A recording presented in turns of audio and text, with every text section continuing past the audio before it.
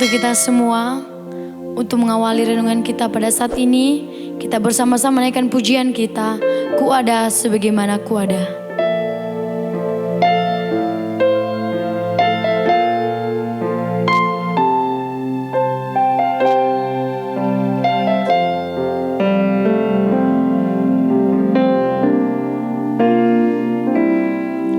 Ku ada sebagaimana ku ada,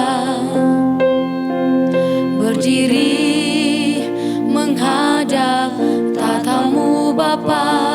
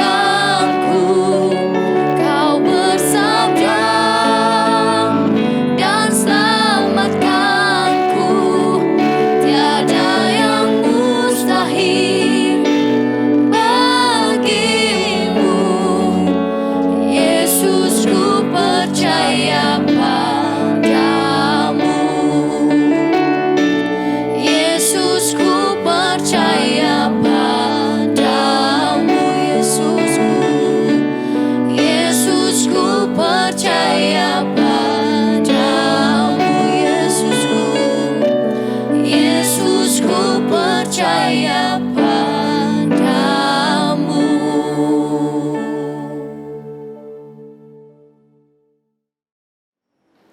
Shalom Bapak, Ibu, Saudara yang terkasih di dalam nama Tuhan Yesus Kristus. Puji nama Tuhan, kita masih diberikan kesempatan untuk bisa bersama-sama merenungkan kebenaran firman Tuhan pada hari ini. Sebelum kita merenungkan kebenaran firman Tuhan, mari kita bersatu dalam doa, kita berdoa. Allah Bapa yang bertahta di dalam kerajaan surga, Allah yang kami sembah, kami muliakan di dalam nama Tuhan Yesus Kristus. Puji syukur kami naikkan kehadirat-Mu Tuhan, atas penyertaan dan pemeliharaan Tuhan hingga saat ini, sehingga kami ada sebagaimana kami ada, semua karena kebaikan dan kemurahan Tuhan. Dan pada saat ini Tuhan, kami rindu untuk bersama-sama merenungkan kebenaran firman-Mu. Biarlah kiranya Roh Kudus-Mu yang menuntun kami, untuk kami boleh memahami setiap isi firman-Mu yang akan kami renungkan bersama-sama pada saat ini. Biarlah kiranya Tuhan, Engkau mengurapi hamba-Mu, di dalam nama Tuhan Yesus Kristus kami berdoa dan bersyukur. Haleluya, amin. Ya, puji nama Tuhan, kita akan merenungkan kebenaran firman Tuhan di bawah tema Alfa dan Omega. Mari kita membuka Alkitab kita di dalam Ibrani pasal 1 ayat 8. Sekali lagi, Ibrani pasal 1 ayat 8. Saya akan membacakannya untuk kita semua. Ibrani pasal 1 ayat 8. Tetapi tentang anak ia berkata, tahta-Mu ya Allah tetap untuk seterusnya dan selamanya, dan tongkat kerajaan-Mu adalah tongkat kebenaran. Ya. Sebagai orang Kristen, kita pasti sudah tidak asing lagi mendengar kata Alfa dan Omega. Alfa dan Omega jelas ditulis dalam kitab Wahyu pasal 1 ayat 8. Nah, kata Alfa dan Omega ini berasal dari bahasa Yunani, atau lebih kita kenal sebagai alfabet atau huruf dalam bahasa Yunani. Seperti halnya huruf dalam bahasa Indonesia, A dan Z, seperti itulah Alfa dan Omega dalam bahasa Yunani. Nah, dalam nats firman Tuhan ini, penulis ingin merujuk kepada kealahan Yesus Kristus sebagai anak Allah dan bagian dari Tritunggal. Dalam konteks bagian ini berbicara mengenai Kristus sebagai penyataan Allah yang penting dan sempurna. Di sini disebutkan bahwa mengenai firman Allah yang disampaikan melalui Yesus Kristus lebih baik dari yang disampaikan oleh malaikat-malaikat Musa dan juga Yosua dalam perjanjian lama. Nah, salah satu makna dari Yesus sebagai Alfa dan Omega adalah bahwa ia telah ada pada zaman dahulu dan ia ada sebelum dunia dijadikan. Ini menunjukkan bahwa Yesus adalah awal atau Alfa itu sendiri. Nah, kemudian sebagai Allah, ia menjelma dan tidak memiliki awal. Dia juga tidak memiliki akhir dalam waktu. Dia adalah pribadi yang telah ada dan akan terus ada. Penggenapan firman Tuhan mengenai kedatangan Tuhan Yesus Kristus adalah bagaimana Allah menceritakan tentang akhir dari segala penciptaan. Ini menunjukkan bahwa Yesus adalah Alfa dan Omega, artinya Tuhan Yesus adalah awal dan akhir. Kita kembali pada kebenaran firman Tuhan. Di sini dikatakan bahwa tahta-Mu ya Allah tetap untuk seterusnya. Seterusnya berarti bahwa tahta Allah sudah ada sejak dahulu kala. Dan dikatakan di sini seterusnya dan selamanya. Artinya bahwa tahta Allah ada sebelum dunia dijadikan dan selamanya sampai kedatangan Tuhan Yesus kali yang kedua. Nah, oleh sebab itu Allah adalah sumber dari segala sesuatu yang menciptakan dunia dan segala isinya. Dia adalah Alfa dan Omega, awal dan akhir dari segala sesuatu yang ada di muka bumi ini. Tuhan Yesus adalah penggenapan dari setiap kebenaran firman Tuhan yang Allah firmankan, baik itu kepada nabi-nabi di dalam perjanjian baru dan digenapi dalam perjanjian lama. Oleh sebab itu, sebagai orang Kristen, kita harus sadar bahwa Tuhan Yesus selalu ada di dalam kehidupan kita, dari awal hingga akhir. Oleh sebab itu, kita harus mengimani dalam hati kita bahwa Ia adalah Alfa dan Omega dalam kehidupan kita, sehingga kita menyadari bahwa Tuhan Yesus senantiasa hadir bersama-sama di tengah kehidupan kita sebagai orang percaya. Dan biarlah kiranya kebenaran firman Tuhan ini boleh membawa kita lebih dekat kepada Tuhan dan menyadari bahwa Yesus senantiasa ada bersama-sama dengan kita. Bahkan sebelum kita ada di dunia, hingga Tuhan Yesus datang kali yang kedua. Demikian kebenaran firman Tuhan, mari kita bersatu dalam doa. Allah Bapa, kami mengucap syukur untuk kebenaran firman Tuhan yang boleh kami renungkan bersama-sama. Biarlah kiranya Tuhan, melalui kebenaran firman-Mu ini, kami boleh semakin menyadari bahwa Engkau Allah Alfa dan Omega yang senantiasa menyertai kami dari akhir sampai selesainya perjalanan hidup kami Bapa. Biarlah kiranya Tuhan, Engkau yang menuntun setiap kehidupan kami, menolong kami dengan kuasa Roh Kudus-Mu, sehingga kami boleh melaksanakan setiap aktivitas kami seturut dengan kehendak-Mu. Terima kasih, ini menjadi doa dan ucapan syukur kami. Di dalam nama Tuhan Yesus Kristus, Allah kami yang hidup, kami berdoa. Haleluya. Amin.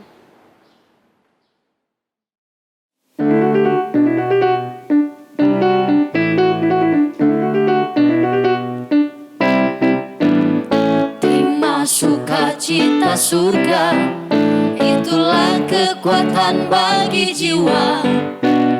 Ku dapat rasakan kasih-Nya di tengah badai yang bergelora.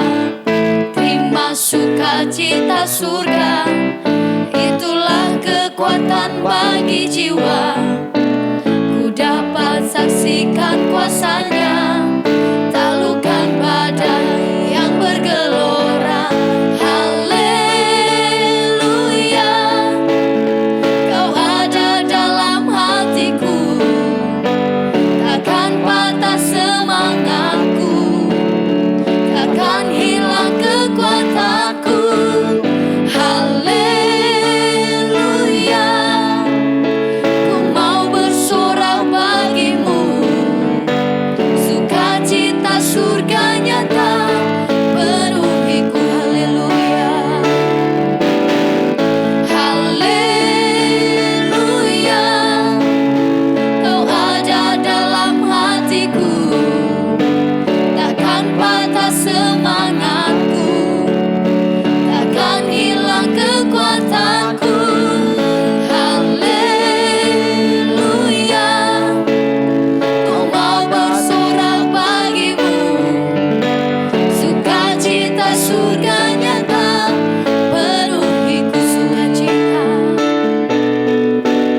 Sukacita surga nyata penuhiku.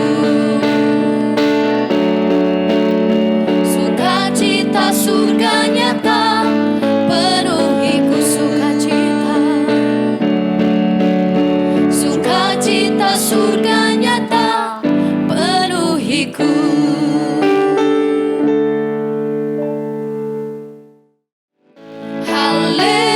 Haleluya, Kau ada dalam hatiku, takkan patah semangatku, takkan hilang kekuatanku. Haleluya,